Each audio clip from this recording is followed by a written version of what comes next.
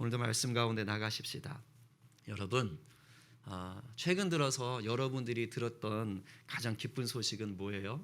여러분들이 들었던 가장 기쁜 소식 떠오르는 거 있으세요? 월급 오른 거? 얼마 전에 우리 한 형제 월급 올랐다가 되게 좋아하시던데 아직 저한테는 아무 소식이 없네요. 또 장학금 받은 거 안 오셨네. 우리 또 형제 하나도 또 자기 뭐 장학금 받았다가 막 굉장히 막 자랑하던데 저한테는 소식이 없어요. 또 뭐 사랑 고백 받은 거, 뭐 내 집을 마련해서 이사를 가는 거, 뭐 이런저런 이런 것들 다 기쁨이 될 수 있어요. 뭐가 됐든 기뻐할 만한 일이 있다니 정말 감사한 일이지요. 그러나 우리들 중에는 도무지 기뻐할 만한 소식을 듣지 못해서 그런 게 없는 거예요. 그냥 우울할 만한 소식만 요즘 최근 이렇게 들은 분들도 계실 거예요. 주님의 위로가 있기를 바랍니다. 근데 제가 보면 아마도 삶에 뭔가 이렇게 기쁜 소식이 없는 분들이 더 많을 것 같기도 해요. 뭐 특별히 기쁘다기보다는 뭐 그냥 그저 그렇지 뭐 이런 분들이 더 많을 것 같아요. 더군다나 지금 코로나 아닙니까? 2년이 되고 있어요. 2년째. 그래서 코로나로 인해서 우리 국민 전체가 아니 세계 전체가 굉장히 힘든 시기를 지나가고 있어요. 사실 오늘 본문은 매년 하는 본문이라 제가 이제 작년에도 보니까 12월 23일에 이걸 가지고 했더라고요. 그래서 본문을 이제 쭉 보는 거예요. 겹치지 않아야 되니까 더 설교가. 근데 세상에 작년에도 요맘때쯤 방역을 쪼였더라고요. 작년도 딱 보니까 요 시기가 되면서 방역을 확 조여버렸어요. 근데 올해도 이상하게 똑같은 상황이 돼버렸어요. 그래서 이제 이런 상황이 된 거예요. 근데 제가 분명히 기억합니다. 올 초만 해도 사실 정부에서 백신 2차 접종이 70%가 넘어가면 이제 코로나 사라진다, 없어진다, 막 정말 이렇게 확신을 했죠. 그래서 얼마나 기대하고 또 우리가 기도했습니까, 그죠? 근데 지금 접종률이 80%가 넘어갔지만 코로나가 사라지기는커녕 그 기세가 더 지금 거센 상황입니다. 참 안타깝죠. 참으로 많은 분들이 이런 기대감들이 이게 지금 막 무너지고 뭐 또 부스샷이네 뭐네 하면서 또 이런 많은 얘기들이 있어요. 잘 모르겠어요. 이전까지 상황을 비춰보면 이게 예방이 될지 해결이 될지. 정말 우울한 시기, 좀 답답한 시기를 보내고 있습니다. 그런데 제가 이런 상황 속에서 말씀을 준비하면서 그런 확신이 하나 들었습니다. 우리가 처한 삶의 환경이 아무리 힘들고 고통스럽고 어두워도 적어도 우리에게는 기뻐할 만한 소식이 하나는 있다는 것입니다. 믿으세요? 사실은 우리뿐만 아니라 전 세계 모든 사람에게 아무리 세상이 망가지고 어두워도요, 그 모든 사람에게 기뻐할 만한 소식 하나는 있습니다. 그게 뭔지 아십니까? 바로 우리를 위하여 예수 그리스도가 이 땅에 오셨다는 사실입니다. 할렐루야, 아멘이에요. 아멘이에요. 이 하나가 모든 사람들에게 기뻐할 만한 유일한, 끝까지 남을 만한 유일한 소식이 되는 거예요. 오늘 본문 2장 10절 다시 한번 읽어보겠습니다. 시작. 천사가 이르되 무서워하지 말라. 보라, 내가 온 백성에게 미칠 큰 기쁨의 좋은 소식을 너희에게 전하노라. 아멘. 여러분, 이 말씀은 단지 2000년 전에 천사를 만난 목자들에게만 해당하는 말씀이 아니에요. 예수 그리스도가 이 땅에 오신 이후로 모든 세대, 모든 사람들에게 주시는 말씀인 것입니다. 정치 형태가 어떠하든지요, 그게 뭐 자유민주주의가 됐든 공산주의가 됐든 사회주의가 됐든 뭐 봉건제가 됐든 왕정이 됐든 뭐가 됐든 상관없이요, 문화가 어떠하든지요, 인종이 어떠하든지요, 예수님은 모든 사람들에게 큰 기쁨의 좋은 소식이 되시는 것입니다. 아멘이지요. 아멘이어야 되는 거지요. 아멘으로 오신 거지요. 그렇다면 예수님이 왜 큰 기쁨의 소식이 되시느냐 하는 거예요. 오늘 본문 속에서 제가 세 가지를 찾아서 함께 좀 은혜를 나누려고 해요. 이 시간도 우리의 귀가 좀 활짝 열리고 마음의 문이 활짝 열려서 말씀을 듣고 깨닫고 삶의 열매로 맺혀지게 되기를 간절히 소망합니다. 첫 번째로, 가장 비천한 자들까지도 사랑하시기 때문에 예수님은 큰 기쁨의 소식이 되는 것이에요. 가장 낮은 자, 가장 비천한 자, 가장 비참한 자들까지도 우리 주님이 사랑한다는 거예요. 지금 천사가 목자들에게 나타났어요. 목동들에게 나타났다고요.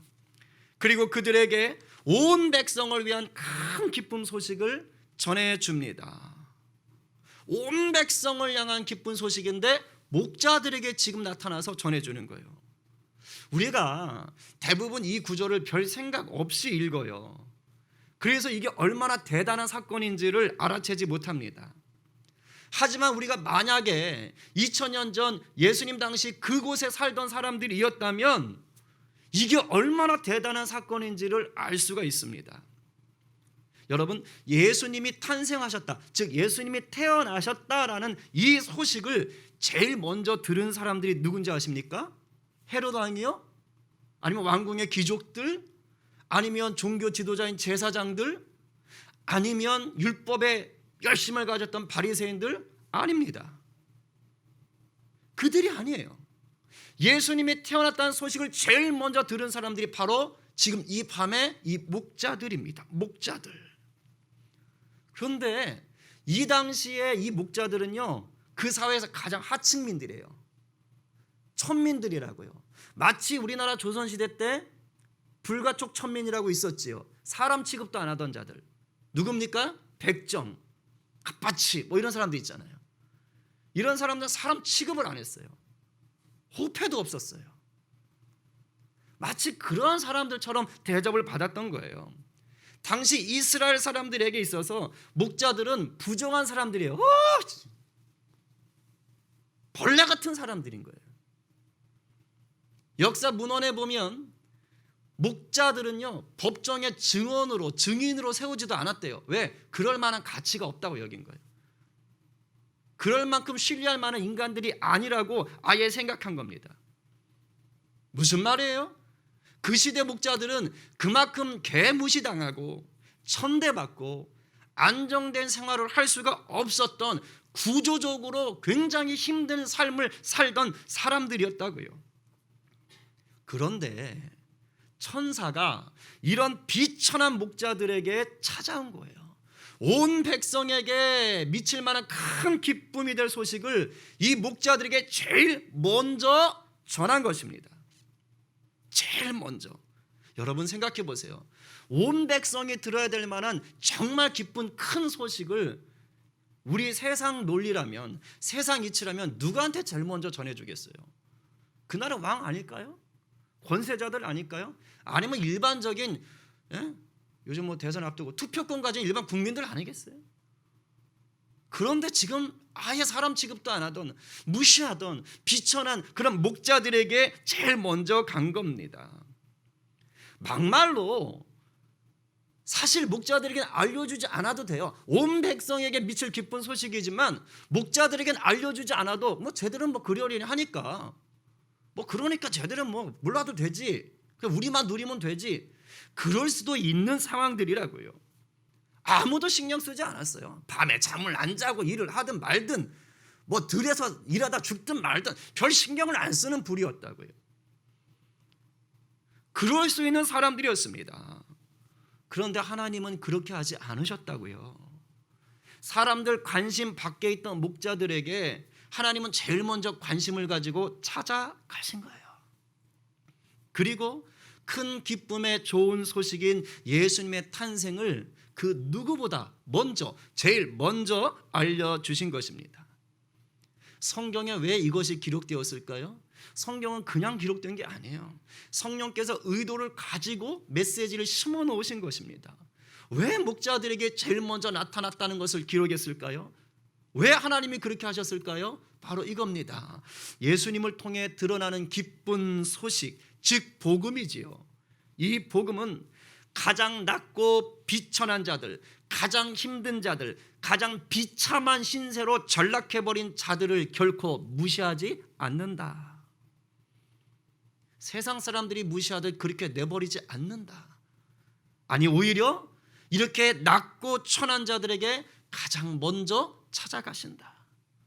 그들에게 가장 먼저 기쁨의 소식이 되신다. 이걸 말씀하고 싶은 거예요. 그래서 어느 시대, 어느 민족, 어느 사회든 상관없이 모두에게 기쁜 소식이, 특별히 소외받고 고통받는 자들에게 기쁜 소식이 될 수가 있는 것입니다. 오늘날 우리나라, 지금 우리가 살고 있는 이 시대는 공식적으로 천민계층이라는 건 없지요. 쌍놈이라 부르는 그런 계급 없습니다. 계급사회 아니에요.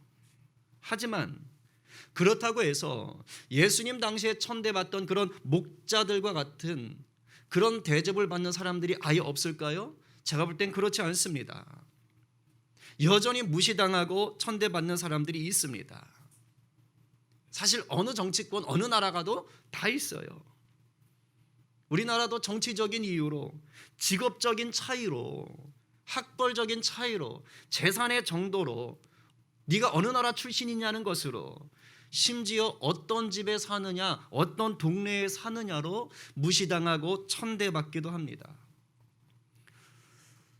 우리 지체 중에 한 형제가 이런 말을 했어요. 사무직에 있는 분들이 생산직에 있는 사람들을 무슨 벌레 대하듯 한다. 개무시한다. 말을 하나 건네는데도 굉장히 기분 나쁘게 말을 하더라. 너무너무 싫다. 공장 안에 생산직이 없으면 사무직이 어떻게 있을 수 있느냐. 근데 왜 이렇게 무시하는 것이냐. 똑같은 인간인데. 이러면서 사무직이 무슨 벼슬이냐. 마음에 굉장히 상처가 있었던 것 같아요. 참 그런 부조리한 현실에 대해서 되게 힘들어했던 것 같습니다. 제가 참 그 얘기를 들으면서 오늘 말씀을 준비하는데 정말 그렇지, 이런 상황들인 거지. 이런 상황들인 거지.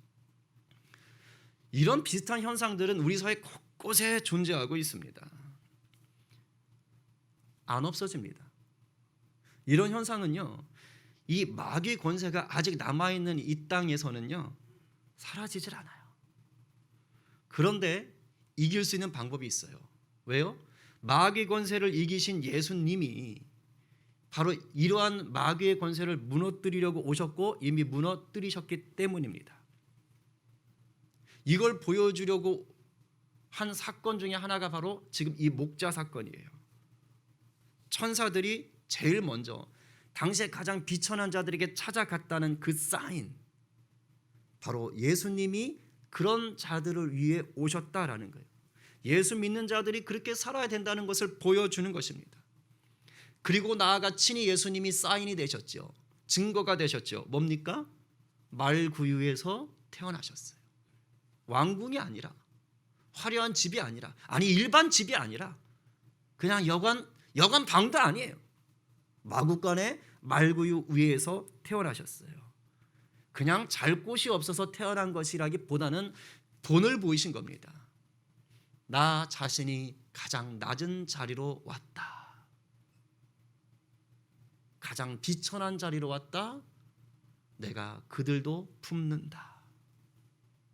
이게 바로 예수 그리스도가 친히 보여주신 증거이며 목자들에게 보여주신 사인인 것입니다. 그렇습니다, 여러분. 우리 주님은 그 누구도 무시하지 않으세요. 차별하지 않으세요. 누구보다 낮은 자들, 천대받는 자들을 위해서 오셨습니다.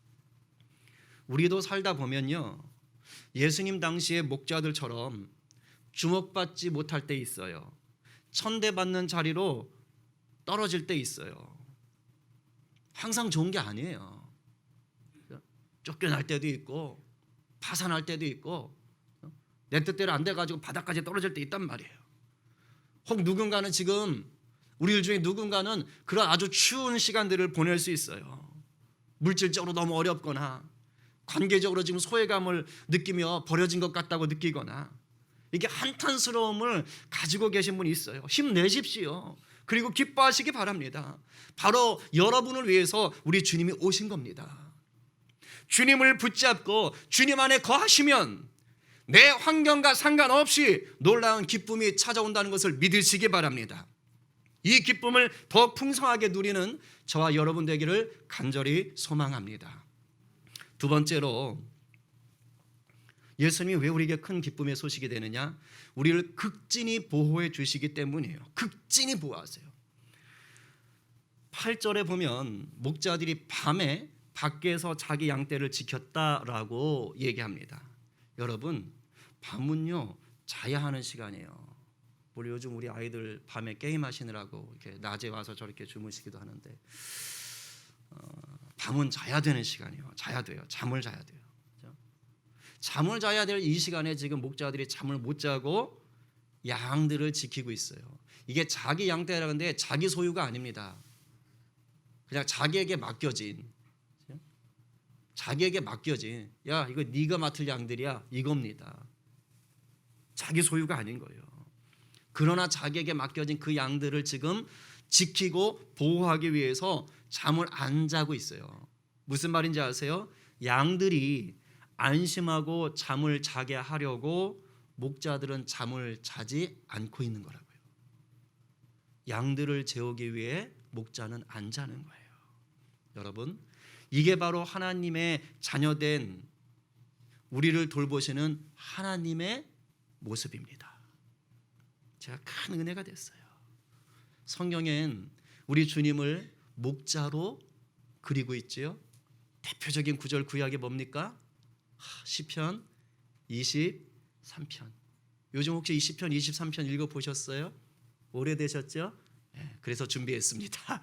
우리 오늘 이 극진히 돌보시는, 양들을 재우기 위해 잠을 자지 아니하시는 그 목자와 같은 우리 아빠 하나님, 그 하나님의 모습을 다윗이 그렸거든요. 우리 오늘 한번 받아봅시다. 다 한번 읽어봐요. 느껴봐요. 사실 그 노래거든요. 한번 새겨봅시다. 자, 시작. 여호와는 나의 목자시니 내게 부족함이 없으리로다. 그가 나를 푸른 풀밭에 누이시며 쉴만한 물가로 인도하시는도다. 내 영혼을 소생시키시고 자기 이름을 위하여 의의 길로 인도하시는도다. 내가 사망의 음침한 골짜기로 다닐지라도 해를 두려워하지 않을 것은 주께서 나와 함께 하심이라. 주의 지팡이와 막대기가 나를 안위하시나이다. 주께서 내 원수의 목전에서 내게 상을 차려주시고 기름을 내 머리에 부으셨으니 내 잔이 넘치나이다. 내 평생의 선하심과 인자하심이 반드시 나를 따르리니 내가 여호와의 집에 영원히 살리로다. 아멘. 얼마나 은혜가 돼요. 이건 다윗이 경험한 거예요. 목자였던 다윗이 자기가 그렇게 양을 지켰는데 하나님이 자기를 그렇게 돌보시는 걸 체험한 거예요.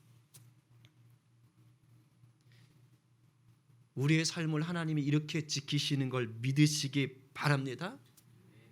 예수를 믿는 모든 자는요, 목자 되신 하나님께서 시편 23편처럼 극진히 돌보시는 거예요. 신약에 오면 우리 주님을 목자라고, 또 친히 목자라고, 우리 주님이 친히 나는 선한 목자다라고 말씀하시잖아요. 나는 선한 목자라. 선한 목자는 양들을 위하여 어떻게 하신다고요? 목숨을 버리거니와. 그냥 밤에 잠을 안 자고 지키는 정도가 아니에요. 선한 목자 되신 우리 주님은 우리를 위해 목숨을 버리셨지요. 우리를 살리려고. 또 하나의 선한 목자의 이미지가 나와요. 비유인데 99마리의 양을 남겨두고 잃어버린 한 마리의 양을 찾아 나선 목자. 우리 한번 읽어볼까요? 자, 시작. 너희 중에 어떤 사람이 양 100마리가 있는데 그 중에 하나를 잃으면 99마리를 들에 두고 그 잃은 것을 찾아내기까지 찾아다니지 아니하겠느냐.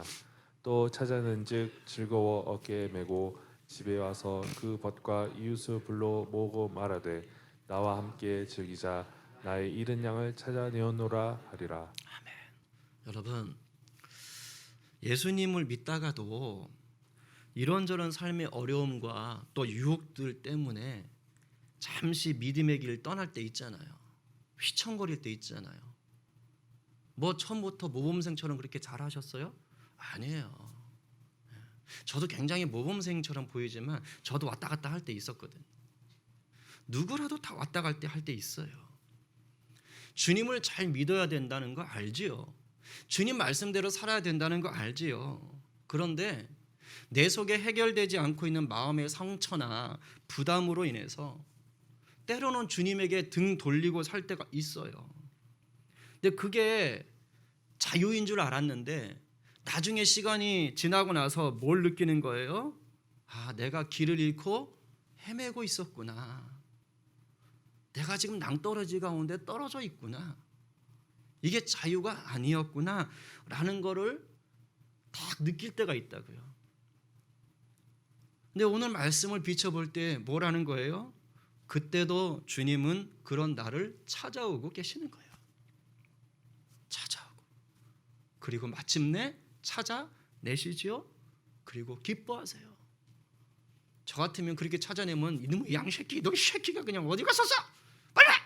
아주 그냥 개목걸이 딱 묶어가지고 끌고 올 것 같은데 주님은 그렇게 안 해요. 어깨에 이고 오신다고 돼요.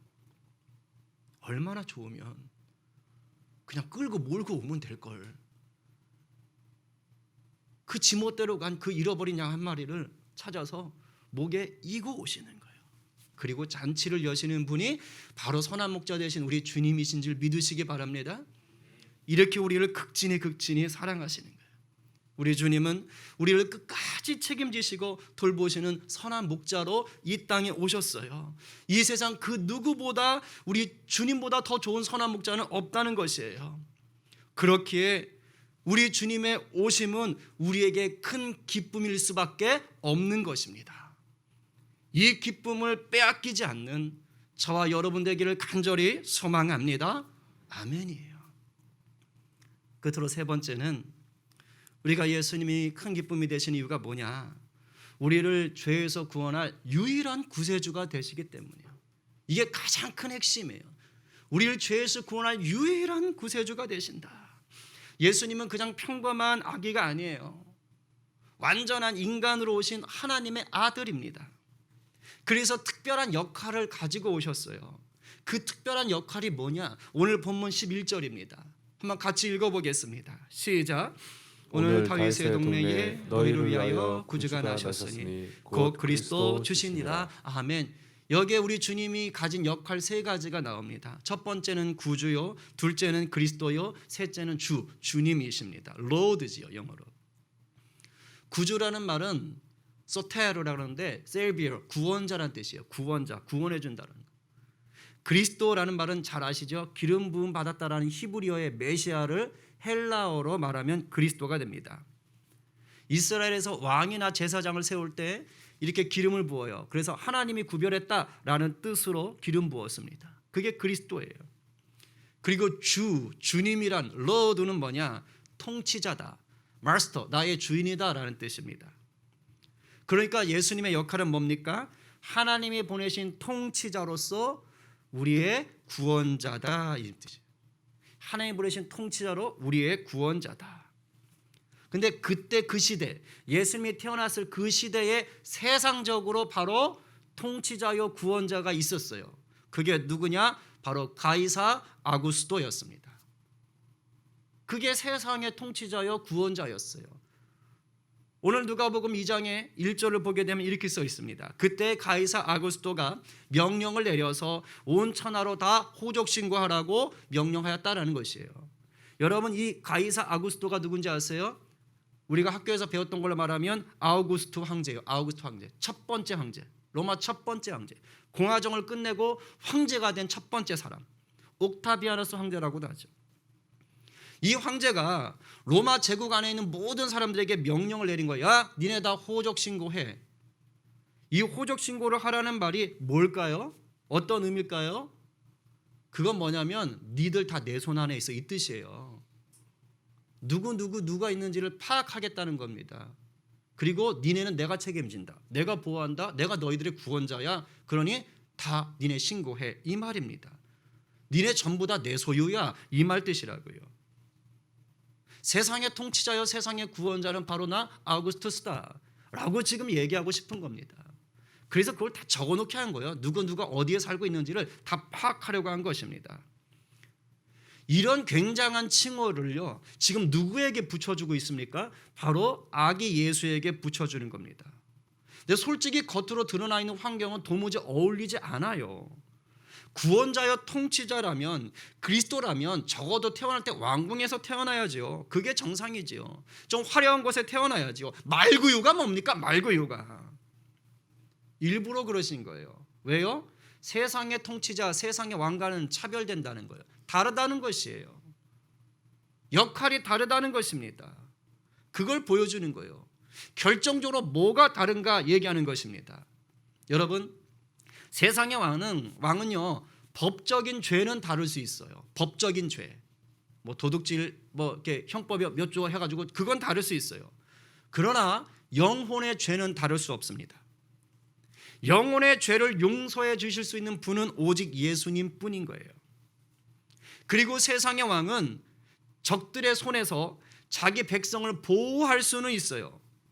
그러나 마귀의 손에서 자기 백성을 보호할 수는 없습니다. 세상 왕도 예수 안 믿으면 마귀 손에 붙잡힌 거거든요. 하지만 예수님은 우리를 유혹해서 죄 짓게 만드는 마귀의 손에서 완전하게 보호하실 수 있는 유일한 분이십니다. 세상의 왕은 자기 백성들에게 정치적으로 자유와 평화를 줄 수는 있어요. 그러나 영혼의 자유와 평화를 줄 수는 없습니다. 우리의 영혼이 죄의 굴레에서 벗어나 진정한 자유와 평화를 누릴 수 있는 것은 오직 예수님 안에 있을 때만 누릴 수가 있어요. 이 차이입니다. 그래서 천사가 예수님의 법적 아버지인 요셉에게 나타났을 때 그것을 분명하게 말하는 거예요. 오늘 우리가 암송했던 구절이죠. 외우신 분은 외워보시고 안 되면 읽어봅시다. 시작. 아들을 낳으리니 이름을 예수라 하라. 이는 그가 자기 백성을 그들의 죄에서 구원할 자이심이라 하니라. 아멘. 아무리 높은 지위에 올라가도, 아무리 돈이 많아도, 아무리 힘이 세도, 아무리 머리가 좋아도, 아무리 인물이 좋아도, 아무리 건강해도요, 죄의 문제를 해결할 수 있는 사람은 아무도 없습니다. 그런데 이 죄의 문제가 해결되지 않은 상태로 살면 어떻게 되느냐? 우리의 영혼의 진정한 자유와 평화가 없어요. 누릴 수 없어요. 이게 돈으로 안 돼요. 제 친구가 얼마 전에 찾아왔는데 그 얘기 하더라고요. 야, 우리나라에 돈으로 안 되는 게 있냐? 눈에 보이는 것들은 그럴 수 있겠죠.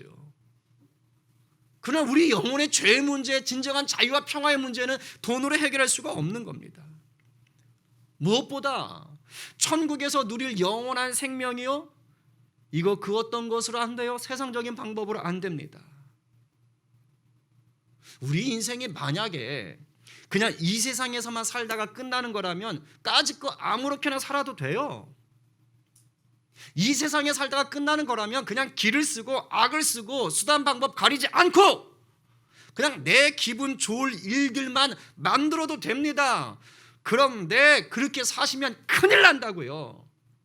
왜냐하면 우리가 사는 이 세상만으로 끝나는 게 아니기 때문이에요.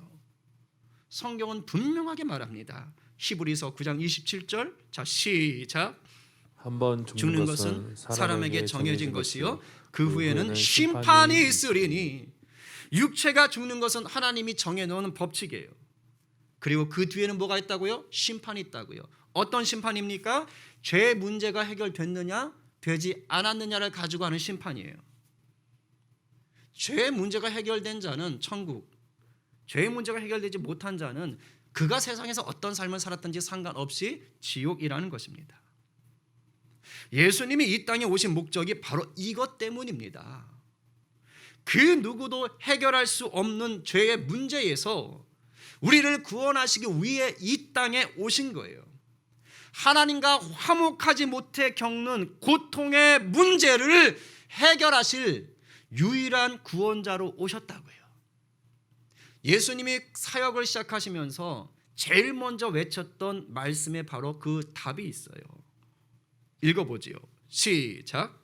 이때부터 예수께서 비로소 전파하여 이르시되 회개하라, 천국이 가까이 왔느니라 하시더라. 뭘 회개하라는 거예요? 죄를 회개하라고요. 왜요? 주님으로 인해서 가까워진 천국이 니네 앞에 있는데 어떻게 할 거냐 이거요. 심판이 너희 앞에 있는데 어떻게 할 거냐 이거요. 열심히 일해서 돈 많이 모아라. 아니에요. 예수님은 그런 거 말하신 게 아니라고요. 회개하라. 하나님과 불화한 것을 회개하라. 구원의 주를 영접하지 못한 것을 회개하라. 네가 너의 주인 된 것을 회개하라. 이게 주님이 오신 진정한 목적입니다. 그래서 예수님을 구주로 그리스도로 주님으로 모신 자는 그 영혼의 죄에서 구원을 받는 거예요. 그리고 이렇게 영혼의 죄에서 구원을 받으면 이제 그때부터는 하나님의 자녀로 살게 되는 겁니다. 쉽게 말하면 신분이 바뀌는 거예요.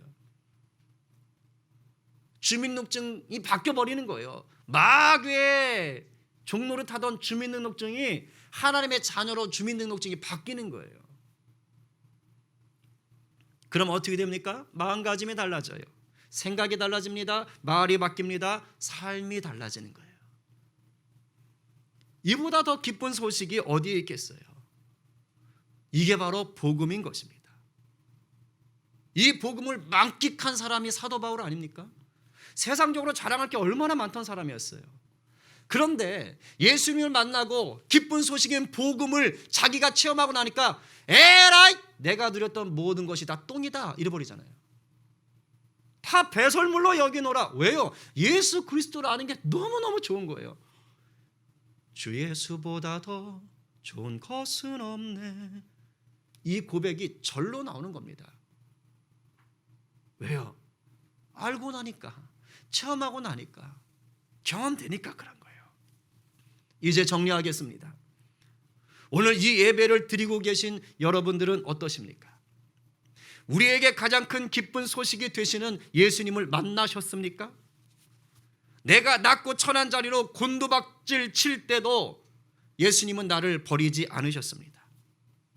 살 길이 막막해 광야 한가운데 서 있는 것 같을 때도 예수님은 졸지도 주무시지도 않고 나를 돌봐주셨습니다. 내가 잠시 길을 잃고 헤맬 때, 스스로 죄책감에 눌려 신음할 때도 예수님은 조용히 찾아와 나를 안아주셨어요. 죄로 인해 영원히 죽을 수밖에 없던 나를 구원하시기 위해 친히 인간의 몸으로 오셨습니다. 그 예수님을 만나셨습니까? 그렇다면 우리는 큰 기쁨을 맛본 자들인 거예요. 그렇다면 이제 어떻게 살아야 되느냐? 2000년 전 그날 밤 그곳에서 천사들을 만났던 목자들처럼 하시면 돼요. 목자들은 천사들 말을 듣고요, 민기적거리지 않았습니다. 즉시 반응했어요. 베들레헴으로 급히 달려가서 말구에 있는 아기가 누군가를 찾아내서 그곳에 모인 사람들에게 천사가 한 얘기를 증거하고 돌아오면서는 할렐루야 할렐루야 내가 들었고 본 것이 진짜였구나 하며 하나님을 찬양했습니다. 영광 돌렸어요. 바로 이겁니다. 이게 바로 기쁜 소식의 힘이에요. 복음의 힘입니다. 복음은 절대 갇히지 않습니다. 멈추지 않습니다. 잠들지 않습니다. 복음은 흘러가게 되어 있어요. 복음은 선포됩니다. 그리고 복음은 찬양이 되는 거예요. 오늘 누가 이 기쁜 소식을 마음껏 누리고 나누는 또 한 사람의 목자가 되시겠습니까? 오늘 이 말씀에 아멘으로 화답하시는 저와 여러분 되기를 간절히 축원합니다.